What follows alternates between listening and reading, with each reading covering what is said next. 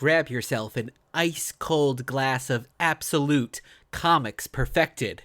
And welcome to Dear Watchers, an omniversal comic book podcast where we do a deep dive into the multiverse. We are traveling with you, abstaining from drinking through the stories and the worlds that make up an omniverse of fictional realities we all love.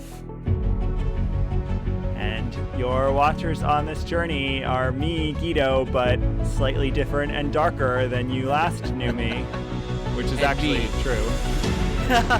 It's Rob, but I'm from hell.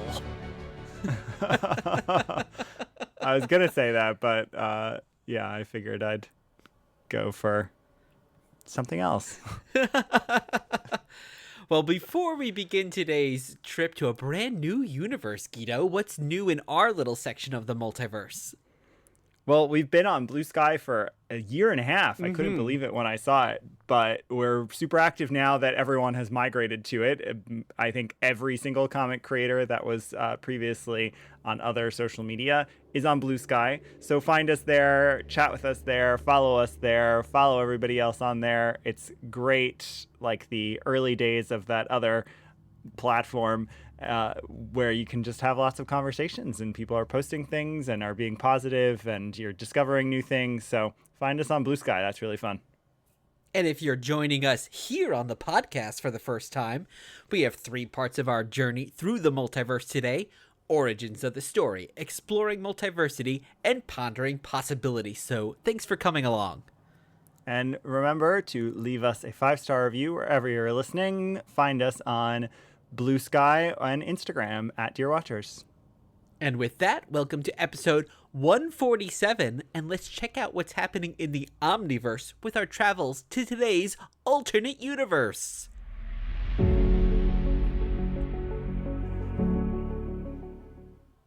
And today we are heading to the dark side. Or is it Dark Seed? I always wanted to say Dark Seed, but Dark Side. we're in the dark side, as it is. Yes, exactly. Well, we're answering the question, what if the world was taken over by a dark tyrant and it felt like there was no hope? Oh wait, never mind. That is our this Earth. is not a political podcast. But we're talking comics. Yes. Well, this imaginative universe is pretty similar. It's actually, what if Batman had no money, Superman had no family, and Wonder Woman was from hell? Yeah, we'll see about those questions, what we think of them. They actually come straight out of the marketing for this universe.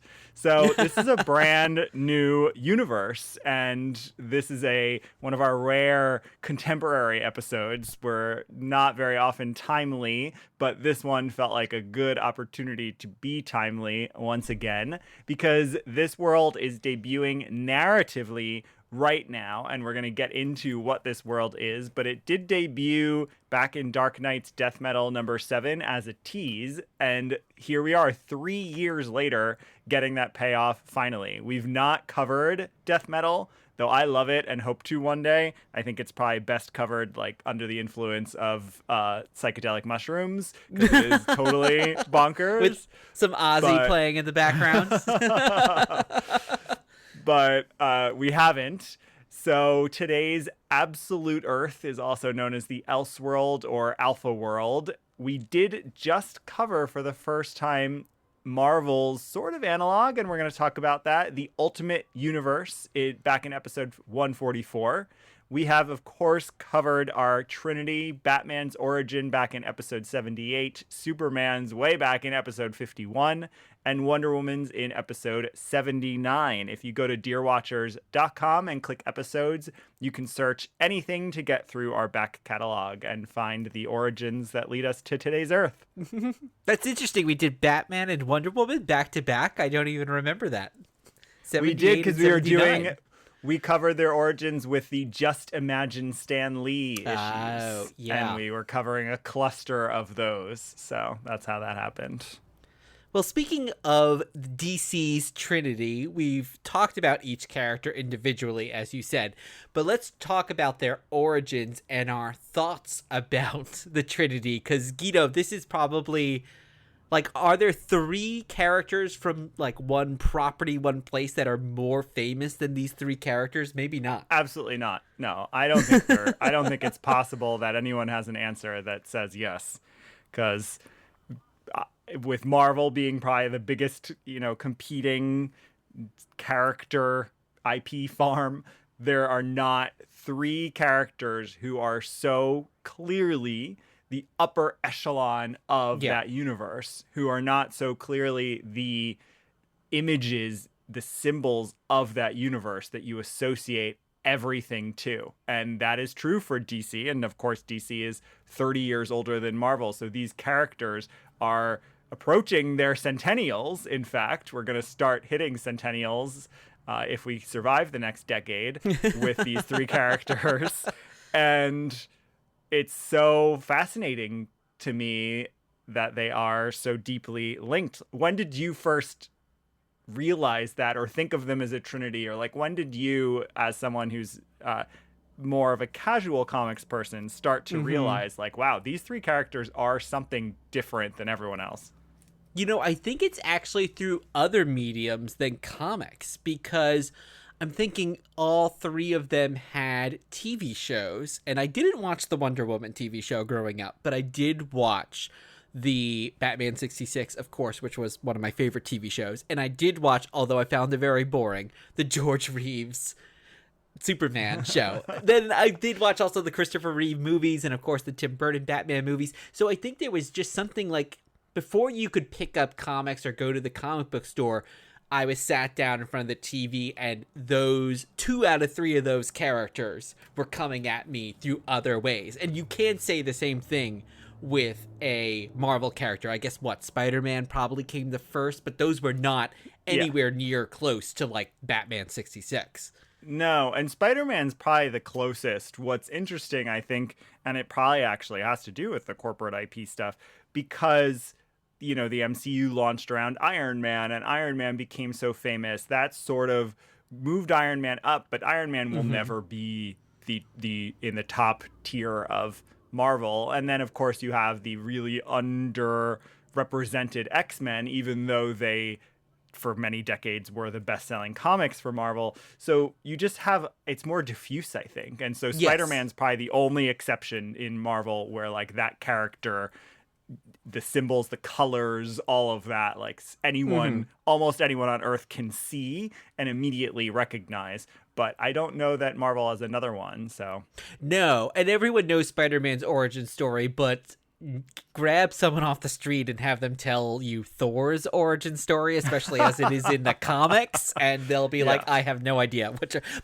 Have the same person tell you Superman story or Batman story, probably not Wonder Woman story because she's had a million. Even but Wonder those Woman, other two. I mean, it's complicated, but most people know she's an Amazon, right? They might not even know Amazon. what Themyscira is, but people, I think, know that she's an Amazon. Somehow she's linked up to like Greek gods.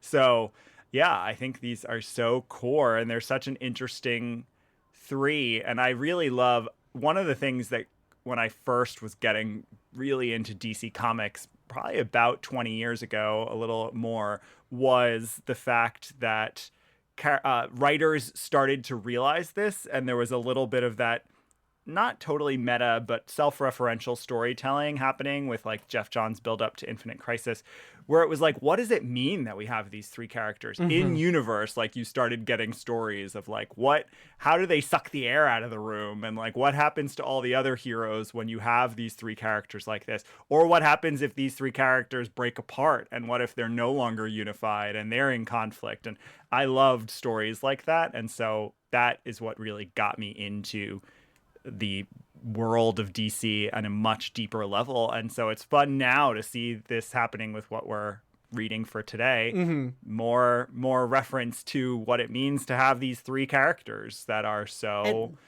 another level. Yeah, and I think we'll get more into this as we talk about how their origin stories have changed in these issues.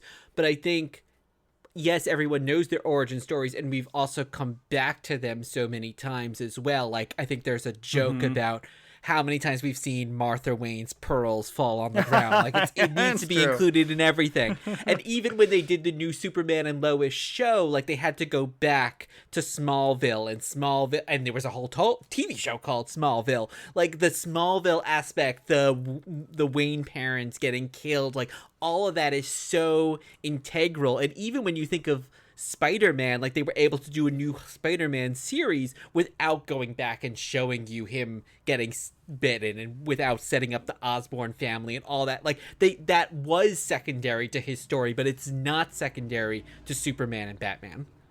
Yeah. Well, they've become archetypes. They are archetypes without a doubt. And so it's interesting when that gets played with, which is part of what Elseworlds has always done. And now we're seeing it happen in a different way, possibly for the first time, which is really cool.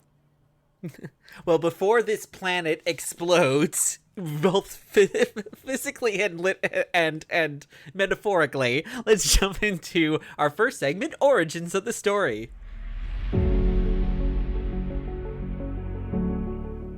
Right now, on this very show, you're going to get the answer to all your questions.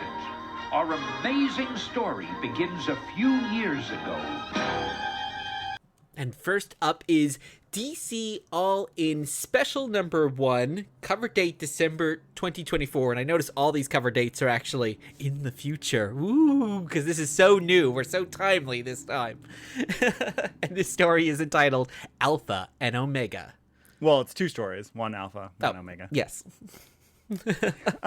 So these are written by Joshua Williamson and Scott Snyder. The first alpha is done by Danielle Sampere and Dan Mora, colored by Alejandro Sanchez, no relation, and Tamara Bonvillain, lettered by Steve Wands, edited by Marquis Draper and Paul Kaminsky. Omega, on the other hand, still Joshua and Scott, penciled by Wes Craig, who does the inks, colored by Mike Spicer, lettered again by Steve Wands, and same editors, Marquis Draper and Paul Kaminsky. I think Joshua and Scott like flipped their names, so I think Joshua's name was first for Alpha and Scott's name is first for Omega. I'm curious if like one of them took the lead on one and then the other. Well, and these are the two big architects of this and so many stories, especially a number of events lead into this. Joshua Williamson so Scott Snyder does death metal. Joshua Williamson sort of picks up from there with Infinite Frontier and is the architect of the Lazarus Project thing and other recent stories like Absolute Power. And then now Scott Snyder stepping back in to like pick up all these pieces that have been left over the last 3 years.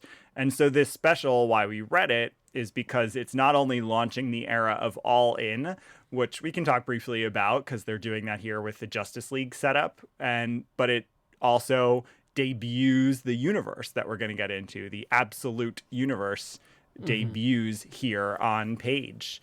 So let's start with you, since you had less context for this issue. What's your initial reaction? I did, but they do a great job of really not needing that context in order to get into the story. Even though our kind of entry point for especially Alpha is Booster Gold, a character I don't really know very well. I kind of just know, hey, he cracks jokes and he's a time traveler, but that's all you really need to know, even though he's kind of our de facto central character. And I don't know I know of the Spectre because I'm a JSA fan. The Spectre plays a big part in this, but I don't know all of his lore. But they do a good job of, I think, giving you enough kind of the seeds here. And it very much feels like a first issue, a pilot of a TV show. It very has that introductory, let's bring the band back together kind of feel. But what did you think as someone who knows this world much better than I do? I love it. I mean, first of all, I love a lot of things about it, but the art is so good. I mean, Daniel Sampere, I own a page of his Wonder Woman art because I think he's that extraordinary, and I feel very lucky to be able to do that. But here, especially with Dan Mora's collaboration, I mean, it's just beautiful. It's beautiful. I can't even believe it. So to a certain extent, it doesn't even matter what's happening because it's just so nice to look at. And then Wes Craig, I think, is such a perfect companion piece. So if anyone's not read this issue, what the two stories are telling, the first story, Alpha, is telling the Justice League opening itself up to having everyone who's ever been a member be a member. And this is a really powerful moment. We're going to follow it up with the series Justice League Unlimited, which hasn't come out yet as of this recording. And so it's setting a new status quo. But while that happens, Darkseid comes in and attacks them. He's bonded to the Spectre. They kill Darkseid. And we discover that this Alpha planet, this other universe that was referred to back in death metal as existing and being nascent and gathering up some energies, we discover that there's a rip torn into reality that can be entered. Now, this is important because the multiverse has been closed off at this point. So that's one detail that like you get through the context, but you might not have known. Absolute Power, Amanda Waller, closes off the multiverse. So we have no more travel between the Earths. They all still exist, but you can't travel between them. I think it's a storytelling thing. I think it helps them keep stories a little cleaner. Yeah, because for years they were so known for all these different Earths and everything. Like that's what you associated DC with, and the Elseworlds tales and stuff, all the stuff we've covered on the podcast. So you think they wanted to kind of hone in on these core characters, maybe to bring in readers and have less distraction, less other stories happening at the time? I think it also just helps with the issue that Marvel's having in the movies, I think, with fans narratively, is like, once you have the multiverse, there are some good story potentials from it, but also anything's game at that point. Yeah. And so it doesn't actually create a lot of interesting stories. I also suspect it had a lot to do with the launch of what we're talking about today. I think you can't have the absolute universe without having it sort of live separately. You can't link it up to the core universe because that defeats the mission of it, which we'll get into in our next segment a little.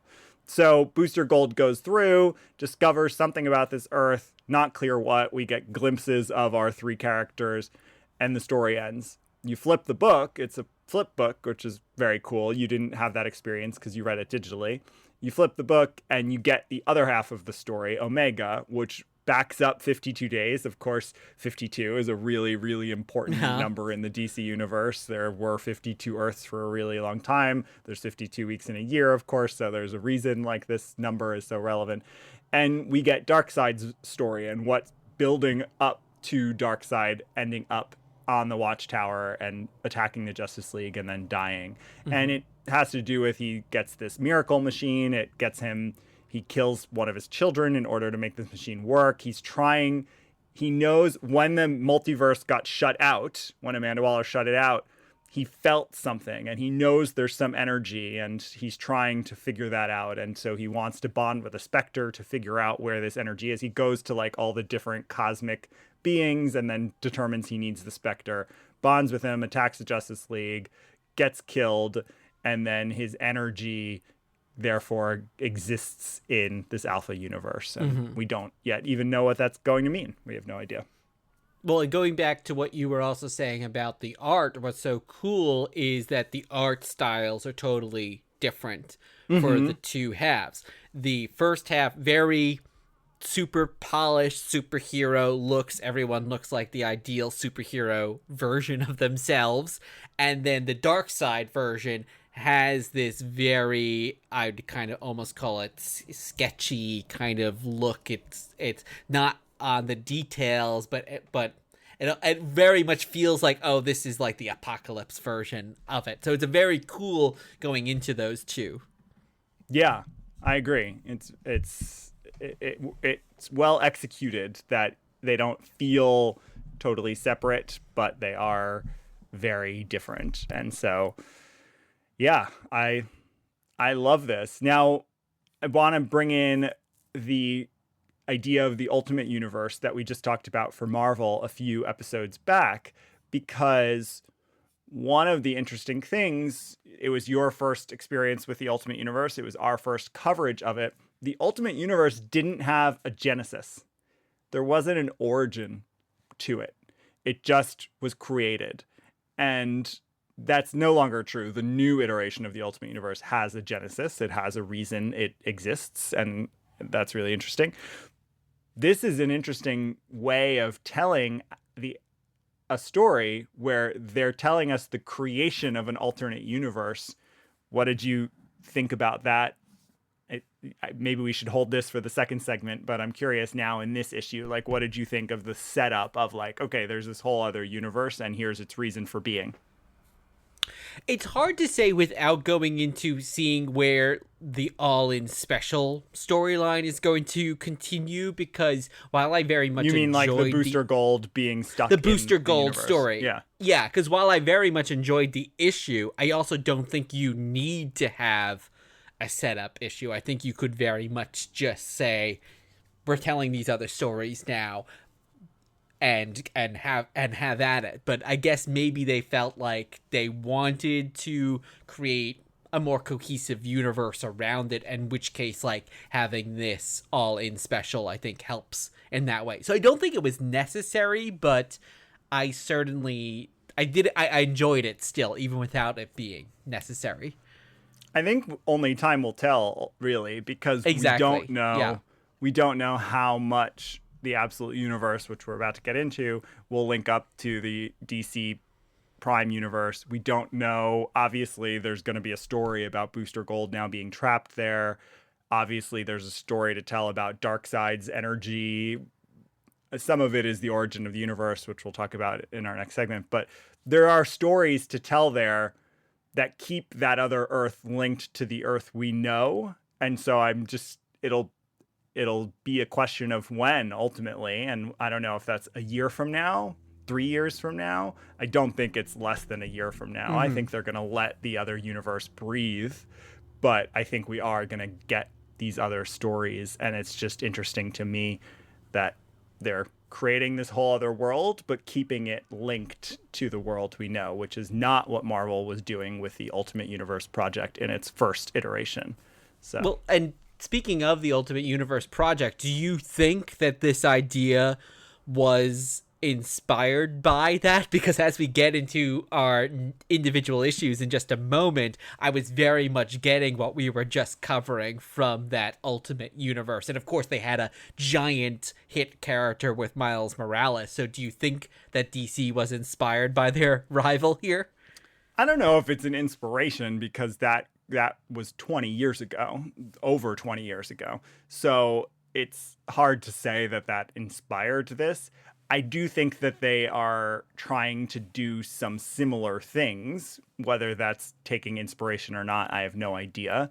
But I think it's hard to talk about it without getting through the issues. So we can return to this question. So I think there are similar things for sure. With the huge time gap that passed, I don't think it's an inspiration. Maybe just the idea lived in the back of some of these creators' minds. And then when they were starting to figure out some ideas for creating this new world, it showed up. But yeah. Well, let's step into Let's jump in. Earth Alpha then, and it's exploring multiversity.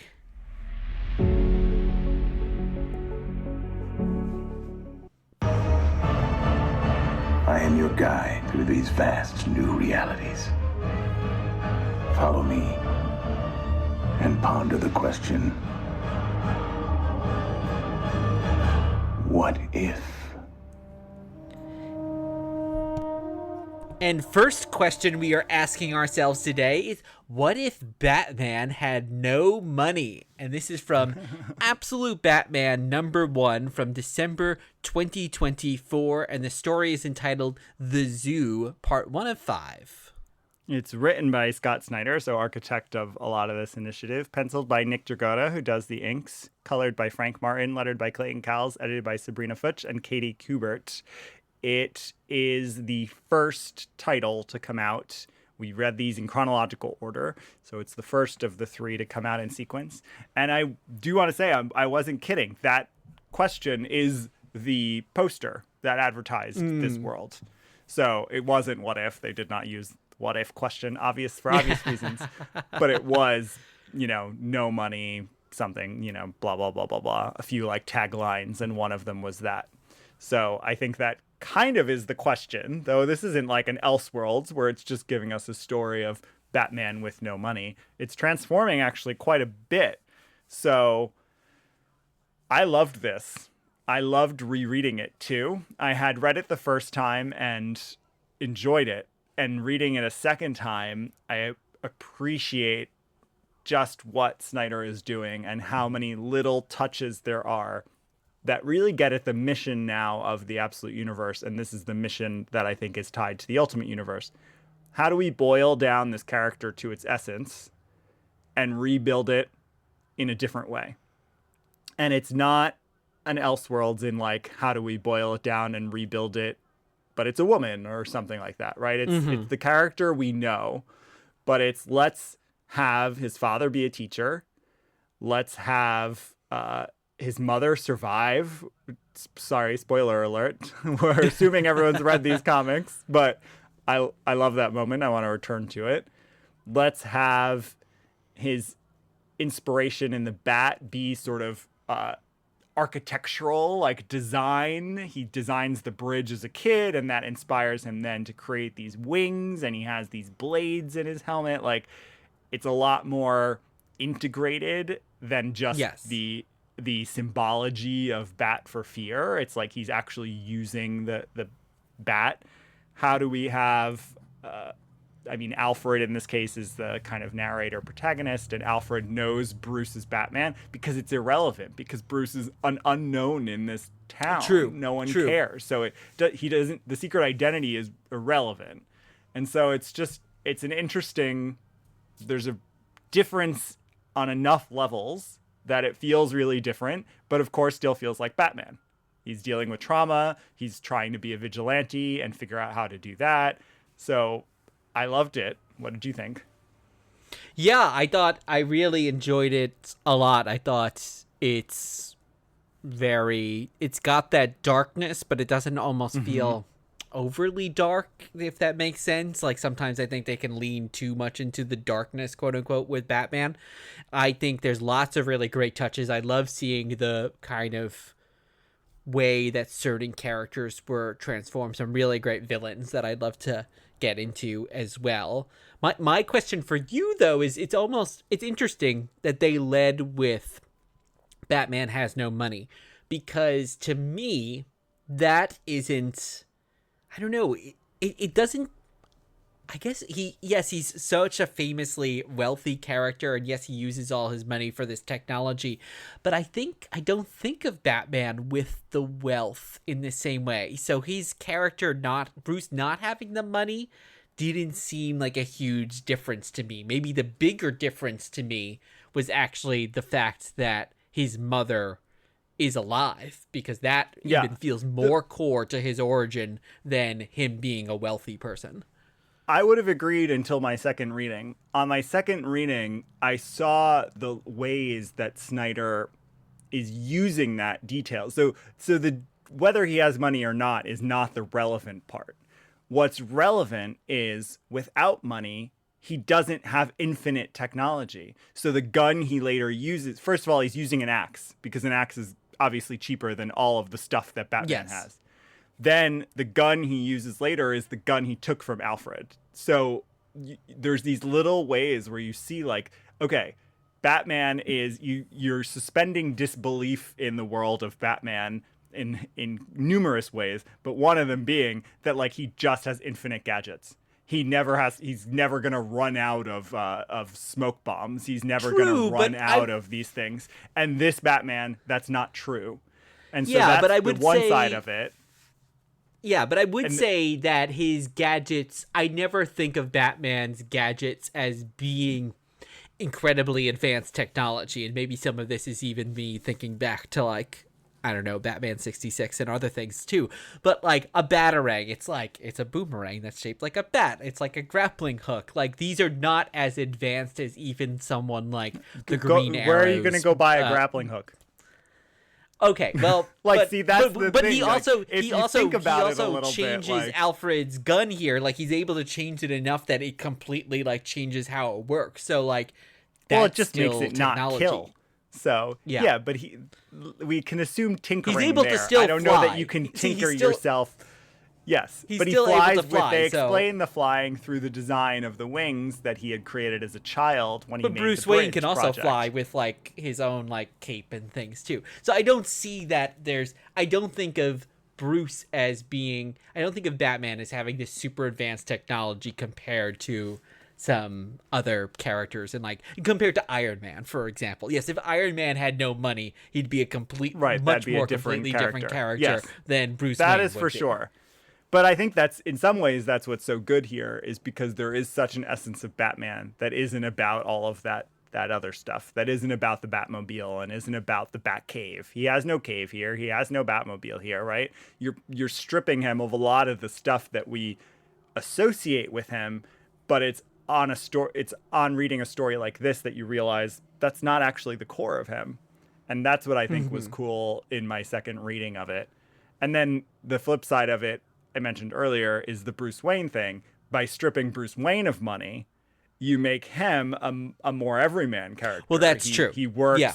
He has a job, right? He has a job. So Batman has a job. That's different than we've ever seen before. Yes. Batman gets all of his knowledge by actually getting jobs in certain places. He'll go get a job so he can like learn the sewer system of the city, and like, so all of that is like just an interesting way of seeing him as different. And again, Bruce Wayne gets to like live a life of leisure and gets to go travel with Ra's al Ghul and gets to like go study whatever he wants to go study. But like this Bruce Wayne didn't have that and had to figure out how to collect knowledge, and still has to figure out how to balance having a job.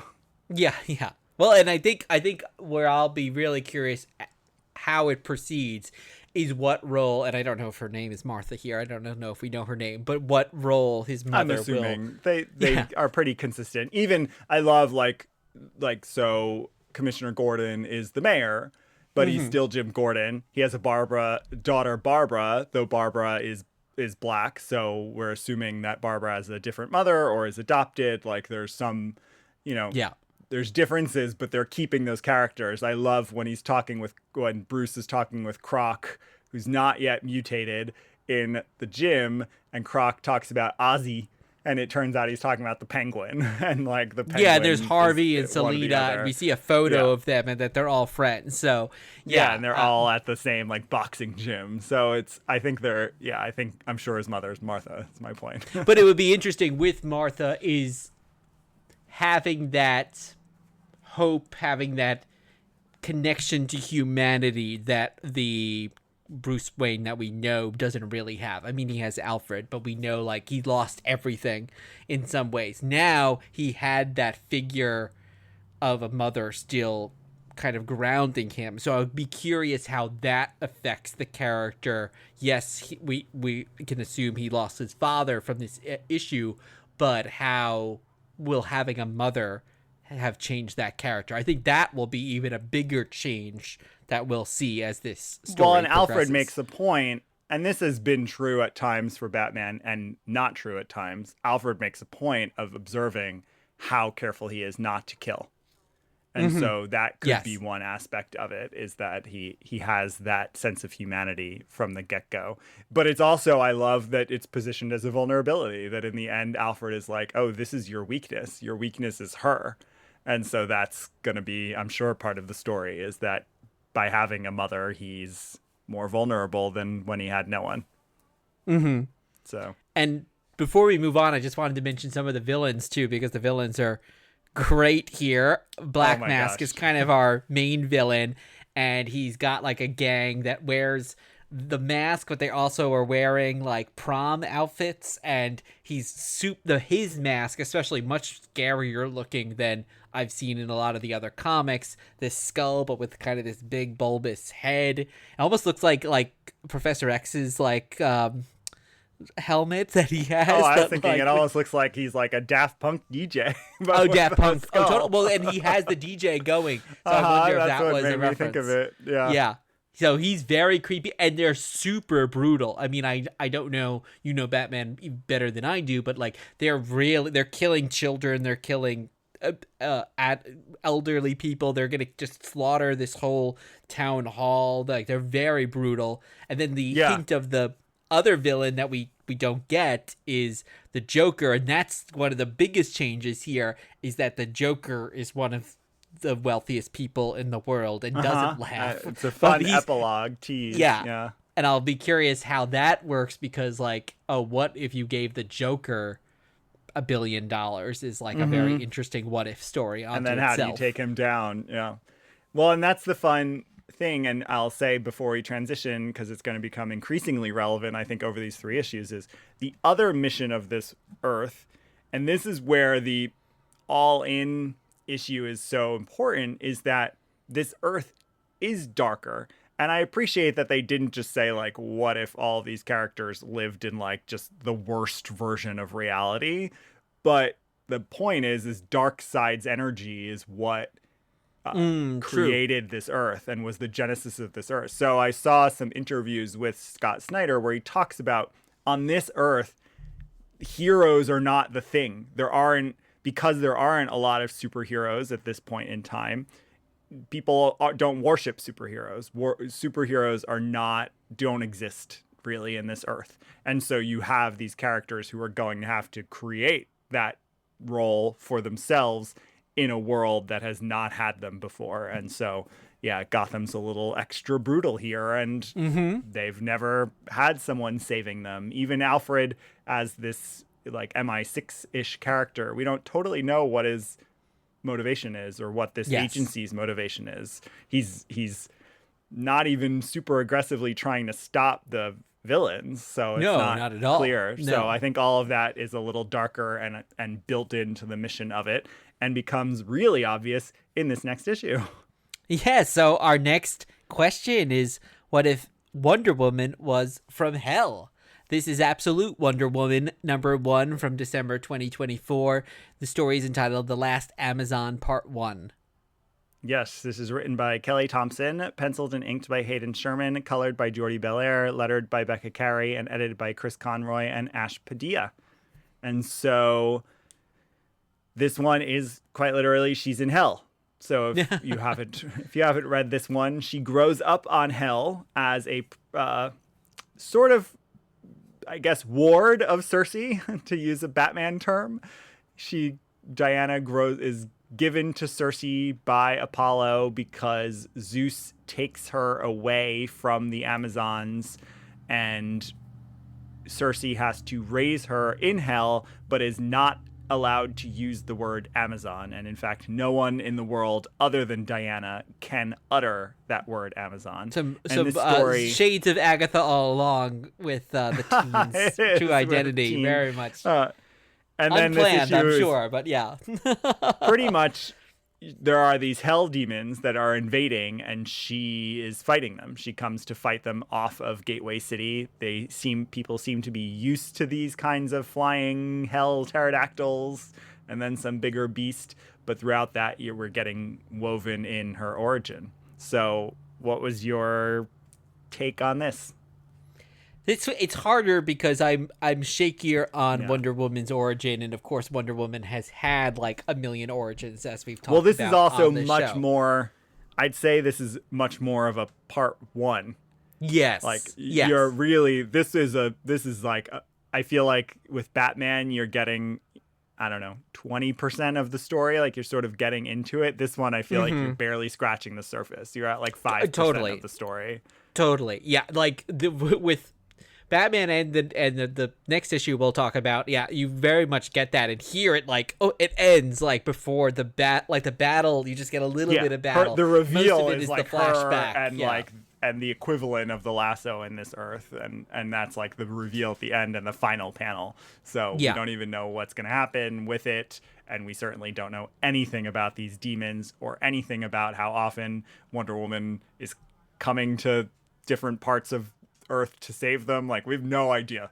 Truly. Now, do you think they don't know she's a woman at first? So going back to what we were saying before about like Batman and Superman, everyone knows their story, and that we've revisited so many times. Do you think they are kind of taking a slower approach here because Wonder Woman's story is a little less known, so we're like, oh, let's spend a little bit more time on what this new change is, her living with Cersei, rather than like jump right into the action like we do with the other stories. I don't think so. I think it probably has more to do with the story Kelly Thompson is telling, because clearly the mystery that's being set up here is what happened to the Amazons and what it will mean that she realizes she's an Amazon. Were the rest of the Amazons killed? Are there more Amazons? That's like the mystery being set up here. So I think it probably just has more to do with the story structure.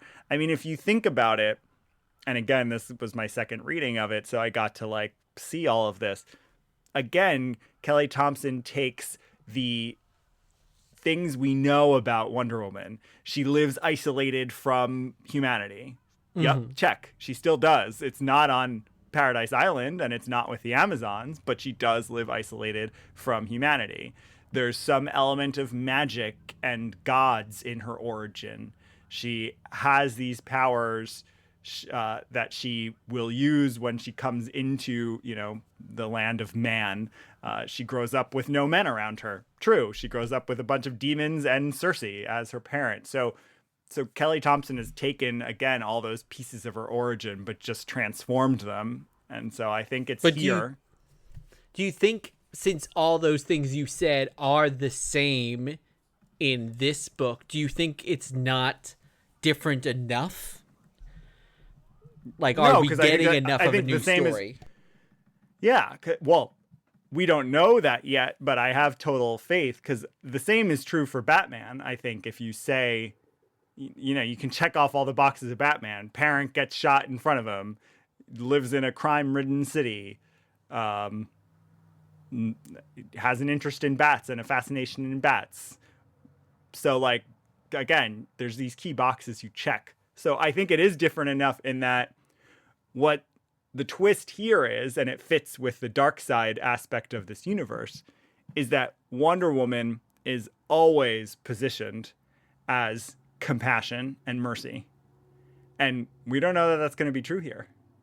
We know that she's not going to be a villain, fine, but she is not being driven, it seems, by a sense of love or justice. And those are core to Wonder Woman, and those are not here. So that's what I think is interesting here. You put her in hell. She was raised by Cersei, who is at best an immoral character, but typically a villainous character. So even though they have a love and Cersei took care of her, Cersei is not a good person in Greek mythology or in DC's mythology. So I think some of my enjoyment of the not that I didn't enjoy the issue, but I think I would have gotten more out of it if I'd known more about Cersei's background in mythology and other mediums, because I didn't get that she wasn't supposed to be like a nice character. No, she's in hell by choice. I mean, she's a horrible witch.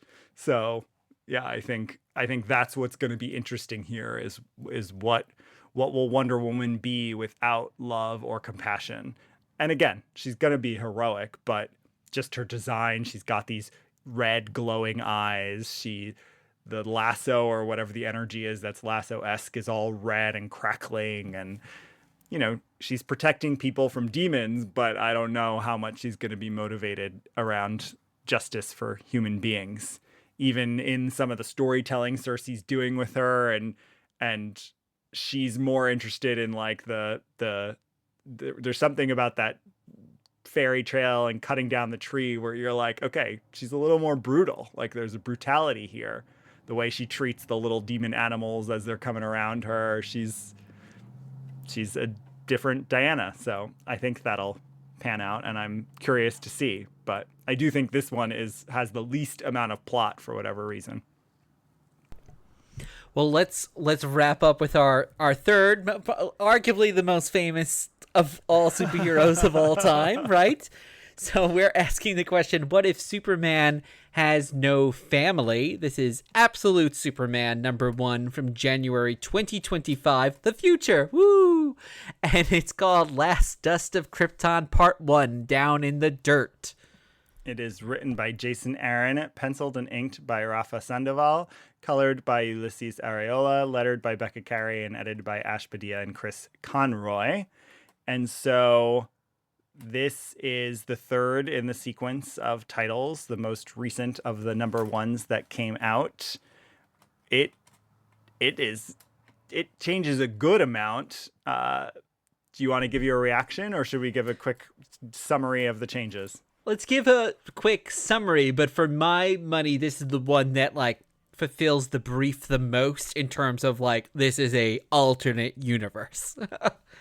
Yeah, well, we spend a lot of time on Krypton, and Krypton is extremely strictly a caste system around class, and it's the difference between the scientists and the laborers. And Cal's family are the laborers, but that's because they both spoke truth to power. They were both like really interested in environmental justice, and therefore the scientists shut them down. They both had potential careers as scientists, and they were shut out and shut down. And so we get a lot in the world building around like their use of water, and they need water. And so there's kind of a fracking parallel going on. I mean, there's a lot in here about the Earth and climate change for sure. And of course, Cal's father discovers that the Earth is dying.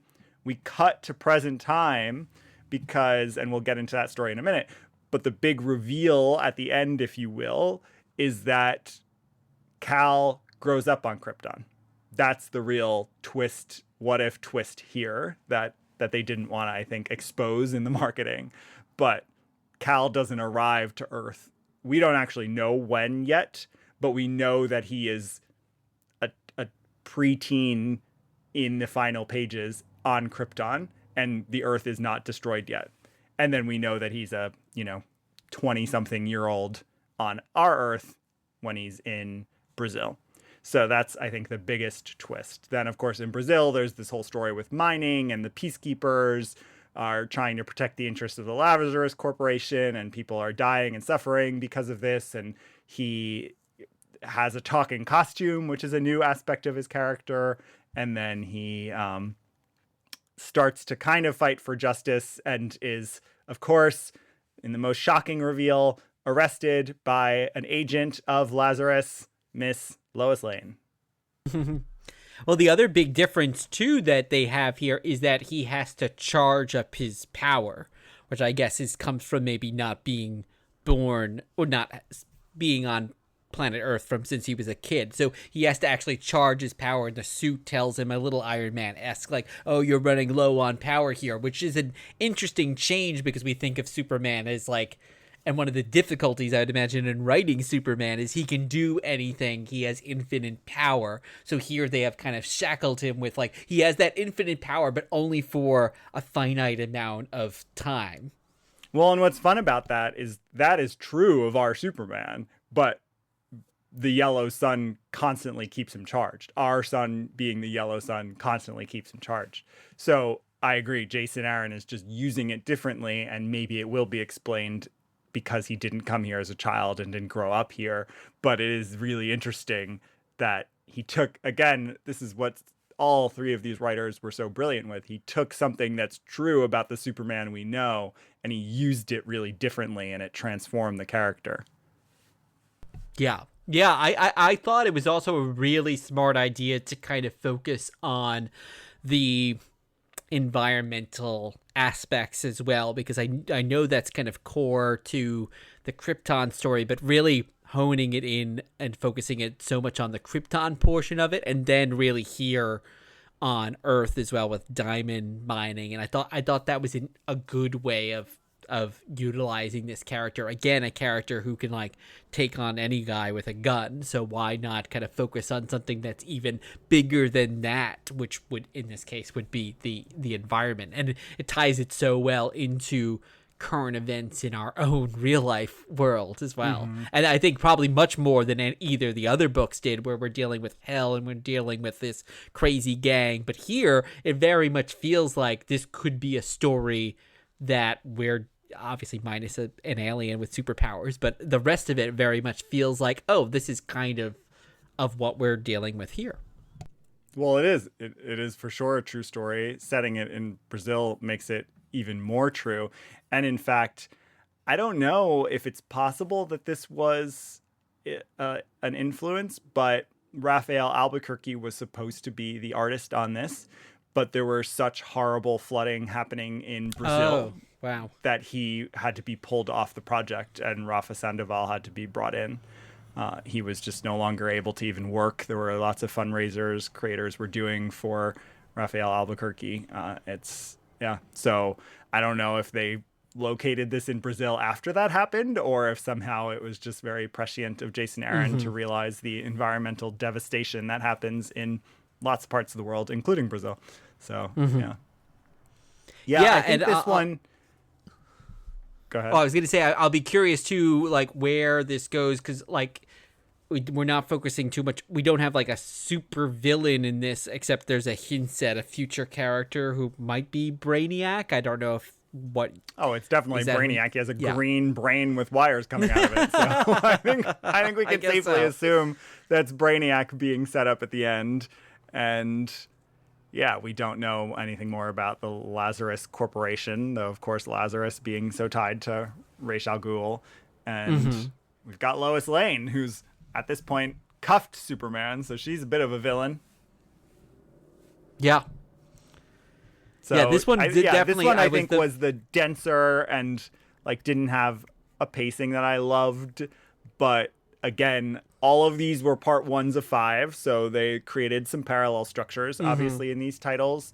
And so I'm suspending judgment until issues 5. I enjoyed them all, but this one felt like the harder one to get through for me. Well, I think because it also is the most different in so many ways. Like, we don't have all the parallels that we think of, you know, growing up in Smallville, and even Lois Lane, who's like, we don't know anything much about her here, but she's not a reporter, right? So there's so many differences here where I think those other 2 stories, as we've already talked about, you can latch on to some other things that we all know from their lore, and this is so different. So maybe that's one of the reasons why this felt like a denser read. There was a lot more new information coming in. Yeah. So before we move into the future of the Absolute Universe, do you think this fulfilled the mission of being an onboarding point for new readers? I suspect that was part of the mission. I think that's one of the other overlaps with the Ultimate Universe. The Ultimate Universe was, as we discussed on our episode a few episodes ago, Marvel's attempt at saying, all right, don't worry about all of this complicated canon that you have. Feel free to step in and see some characters you recognize being told in a different way. Do you think it potentially fulfills that? Oh, I think very much so. I think they did a great job of kind of having you have that information, even kind of going back. Now it's not in an alternate universe, but even kind of going back to the DC All-In special, I think they just do a good job of like, here's the kind of the information that you need to know. And here, I think it does set us on a path where someone could jump in. And I don't think you need to have, obviously we've already talked about, 2 out of 3 of these characters you're going to know their backstory anyway. But even then, even if you didn't for some reason know Superman's backstory, I think there's still enough here that like this is starting from chapter 1. Yeah. Well, let us wrap up by talking a little bit about the future. It's Pondering Possibilities. Will the future you describe be averted? So, Guido, what are we talking about for our Pondering Possibilities? Well, let's talk about the future of the Absolute Universe. Absolute Batman #2 has come out, but we did not read it for this episode, so we're not going to discuss it. And obviously these titles are meant to be ongoing and continue, so we can talk about what we want from them. But we also already know Wave 2, if you will. Absolute Flash has been announced, Absolute Green Lantern, and Absolute Martian Manhunter. And there are creators known for 2 more books, but we don't know what they're working on. So we know there are at least 5 more Absolute titles on the way, which is amazing. That's a huge, huge line. So starting from these books, like, what do you want from these books? Are you going to read them even? Probably not, but The Batman one, I'm the most intrigued, I think, just to follow, because I'm very curious to see how Martha plays a role. And as I said, I love the villains. I love the setup of the Joker. So that one was the one that intrigued me the most. And of these three that have been announced, I mean, none of them like jump off the page for me, but you're going to read them all, I'm sure. Oh, yeah. I am going to read the whole universe. I think why this universe works for me so well, in the same way that the current iteration of the Ultimate Universe works, is what I appreciate is that, look, I get the mission of trying to create a new line for people to come on board who don't want to deal with all of the backstory and the canon. I completely get that and respect that as a serialized art for almost 100 years, you have to create points like that. But I think something both of these companies have learned, DC especially, which is notorious for its reboots and resets over the years, is that you also have to hold on to and honor the things that have come before. And what I like about the Absolute Universe is that there is this link to our universe being the DC Earth Prime. There is this thing with Darkseid going on. Our heroes, the ones we know about the existence of this world. Do I need to see them cross over into it? No. Do I think that'll ever happen? Yeah, probably one day, a few years from now, they will cross over the worlds, and that's fine. But I just like the fact that it is not totally tabula rasa. It is not totally just starting from scratch. And that is meaningful for someone like me who loves the mythology and the world building of it. So that has me all in. As I think we said on our Comic-Con episode, their tagline is perfect because it's what I'm feeling about DC. I'm all in.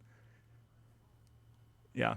What would you want from some of the other titles? Is there an absolute you'd want announced, or is there just something even like tonally that you'd want to see go on here, knowing that you have potential? Well, what about an absolute title that focuses on a villain instead? Like, what about like Absolute Lex or something like that, and just focus? I mean, we were seeing the other versions of some of these villains, like the Joker, but it would be interesting. Oh, let's find one that would have, and like Lex Luthor might be one of the most like interesting ones that you could do a different kind of story with. Like, what, I don't know, maybe he was loved and he also didn't have money, or whatever the story is gonna be. But that would be kind of an interesting take also. Yeah, I think that would be really fun. I agree. Yeah. So maybe that's one of the two yet to be announced.